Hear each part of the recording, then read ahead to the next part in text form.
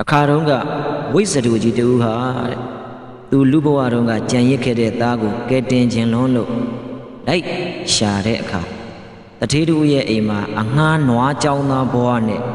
ပင်ပင်ပန်းပန်းစင်းစင်းရဲရဲနေရစားရတာသွားတွေ့တယ်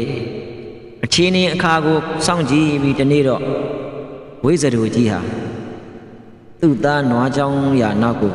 လိုက်သွားပြီးတော့ကြည့်ရှုပါတယ်အဲ့ဒီမှာသားဖြစ်သူနွားကြောင်းသားတောထဲမှာနွားကြောင်းနေတဲ့အချိန်နွားကြောင်းသားကိုချင့်ကဲပြီးတော့ဝိဇ္ဇတူကြီးကလူဘဝကအကြောင်းတွေပြန်ပြောပြတယ်မင်းဟာငါသားပါဟိုဘက်ဘဝကငါသားတော်ခဲ့ပါတယ်ငါနဲ့မင်းဟာဟိုဘက်ဘဝကသားဖတော်ခဲ့တယ်အဲကြောင့်လို့မင်းကစောင့်ရှောက်ရှင်လို့မင်းသားကိုလာပြီးတော့ချင့်ကဲရတာဖြစ်တယ်လို့ဝိဇ္ဇတူကြီးကပြောလိုက်တော့နွားကြောင်းသားလေးကလည်းပဲဒီဝိဇ္ဇတူကြီးဟာသူ့အဖေပဲဆိုတာယုံကြည်လာတယ်အဲ့ဒီမှာဝိဇ္ဇတူကြီးကနွားကြောင်းသားဘဝကလွတ်မြောက်ပြီးငါလိုဝိဇ္ဇတူဖြစ်ရှင်ရင်မွေးနေ့တိုင်းတက်တက်လွတ်စားဂုံတော်တက်စီပွားတလ၄ချိန်ပြည့်ရင်ဒီနွားကြောင်းသားဝက်ကကျွတ်လိုက်မယ်လို့နီလန်းပေးပါတယ်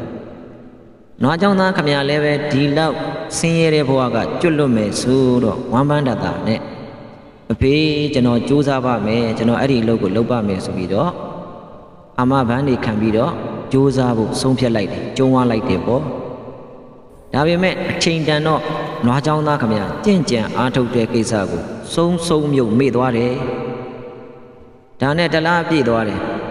ဖခင်ဝိဇ္ဇာကြီးကလည်းပဲခိုင်းတဲ့အတိုင်းလုံးမလုံးသိရအောင်သားစီရောက်လာတယ်သားကမေ့သွားလို့မလုံးဖြစ်ကြောင်းဝန်ခံတယ်ဝိဇ္ဇတူကြီးကနောက်တစ်ချီမမေ့ဖို့တတိပေးပြီးတော့ပျောက်ကွယ်သွားပြန်တယ်သို့တော်လည်းပဲနွားချောင်းသားခမရတော့မေ့မြဲမေ့သွားပြန်ရောတဲ့ဒီလိုနဲ့3ချိန်3လတိုင်ပါလေရောအဲ့ဒီမှာဝိဇ္ဇတူကြီးကစဉ်းစားရပြီမဟုတ်သေးဘူးငါကလည်းသားကိုခေါ်ခဲ့ခြင်းတယ်သားကလည်းငါခေါ်ရလိုက်ခြင်းတာပဲဒါပေမဲ့ဘာကြောင့်ဒီသားကအာမထုတ်နိုင်မဲ့မေ့သွားရတာလဲစဉ်းစားလိုက်ပြီးတော့ဝိဇ္ဇာမျက်လုံးသုံးပြီးတကိုးနဲ့ကြည့်ရှုလိုက်တဲ့အခါလာကံထိန်နက်ကလိုက်လံပိတ်စည်းနေတာကိုတွေ့ရပါလေရောတဲ့အဲ့ဒီမှာတဲ့ဝိဇ္ဇတူကြီးဟာငါကဝိဇ္ဇာပဲဝိဇ္ဇာလို့ကိုကံထိန်နက်ကဘာကြောင့်ဝင်ရှုပ်နေတာလဲ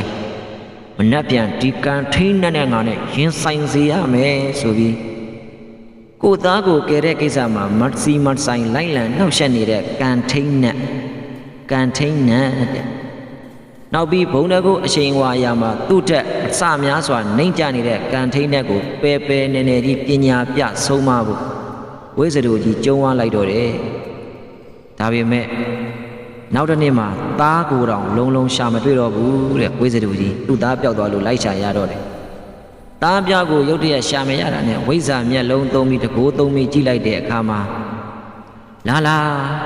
အိုးသမုဒ္ဒရာရေအောက်ရှိကြောင်းဆောင်အထက်ကြားမှာသူ့သားကိုတွေ့လိုက်ရတယ်ဝိဇ္ဇာကြီးလည်းချက်ချင်းပဲသူ့သားရှိရလိုက်သွားပြီးတော့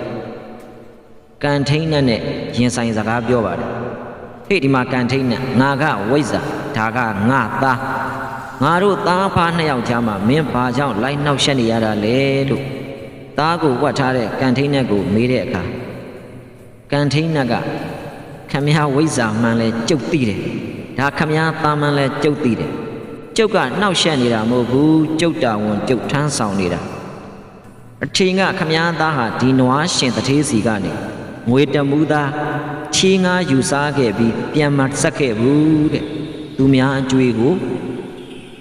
ချီးတော့ချီးခဲ့တယ်ပြန်မဆက်ခဲ့ဘူးဟုတ်မဟုတ်ခမည်းသားရဲ့နောက်ကျောင်းကိုခမည်းပြန်ကြည့်ပေါ့ဒီငွေတမူကျွေးမကြေမချင်းကျုပ်ကတော့ခိုင်းရလေဦးမယ်အကျွေးကြေချိန်မှာတော့ခမည်းသားဟာခမည်းသဘောပေါ့ဆိုပြီးတော့ကံထိန်နက်ကပြန်ပြီးရန်တွေ့ပြောလိုက်တော့ဝိဇ္ဇတူကြီးလည်းဘာမှမတတ်နိုင်တော့ဘူးတဲ့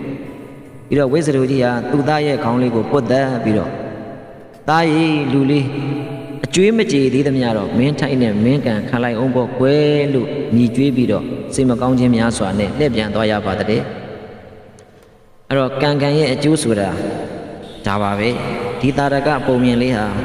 မဟာဗောဓိမြိုင်ဆရာတော်ကြီးမိန့်ကြားခဲ့တဲ့ပုံမြင်တာရကဝတ္ထုဇက်လံဖြစ်ပါတယ် ကိုဖြစ်ကိုခံဘယ်သူမှကြောင်းဝင်ခံလို့မရတဲ့ကံတရားနဲ့ပတ်သက်ပြီးဒီနေရာမှာကဲသူရှိပေမဲ့လည်းကိုအကျွေးကိုအပြစ်မကြည်သေးရင်ကယ်လို့မရပါဘူးဒါကြောင့်ဖြစ်ပြီးသားအကုသိုလ်ကံတွေ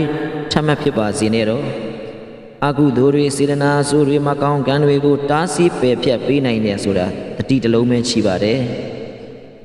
အဲ့တော့မိမိတို့ဒီဘဝမှာသူများနာကပတ်စံချီးငှားတဲ့အခါအဲ့ဒီအကျွေးတွေတခြားအကျွေးတွေကိုကြည်အောင်ဆက်ပြီးတော့ကာယကံဝစီကံမနောကံလှုပ်သမျှပြောသမျှကြံသမျှတတိကလေးကပ်ပါပြီးတော့အပြစ်ကေးကျွေးကင်းတဲ့ဘဝမျိုးကိုရအောင်ကြိုးစားနိုင်ကြပါစေလို့ဒီတာရကဝတ္ထုနဲ့တတိပေးတင်ဆက်လိုက်ရပါတယ်